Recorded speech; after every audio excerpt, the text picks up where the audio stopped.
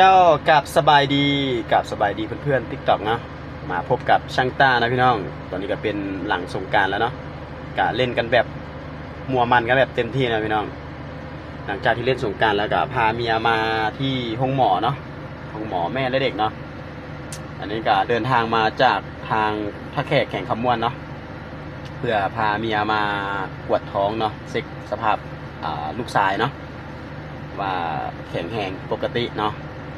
จะมีแนวเซอร์ไพรส์เมียนะพี่น้องเนาะหลังสงกรานต์นี่เนาะเพราะว่ามือสงกรานต์นั้นมันยุ่งหลายอันหลายอย่างเนาะมื้อนี้ก็เลยกะว่าจะเซอร์ไพรส์เมียเป็นน้ำพักน้ำแรงนะพี่น้องเนาะที่ทำงานมาเนาะจำนวนเงิน100,000 บาทเนาะว่าจะเซอร์ไพรส์เมียเป็นของขวัญหลังสงกรานต์เนาะ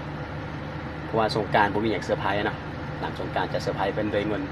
จำนวน100,000 บาทว่าเพิ่นจะมีสีหน้าตาแบบเพิ่งพอใจบ่เนาะกับการที่เขาเป็นผู้ชายคนนึงแหละเนาะที่ทำงานด้วยยศเหือนะพี่น้องด้วยยศเหือแรงงานเนาะก็หวังว่าอยากให้ครอบครัวเฮาแบบอยู่ดีกินดีเนาะอยู่ดีกินดีคือเขาเป็นผู้ชายก็ต้องได้ดูแลอย่างแบบเต็มที่เนาะก็คือต้องนักแน่นในหน้าที่การงานในชีวิตของเฮาเนาะวันนี้จะเซอร์ไพรส์เมียเงิน100,000 บาทเพิ่นจะมีความดีใจบ่เนาะกับการที่ได้จับเงิน100,000 บาท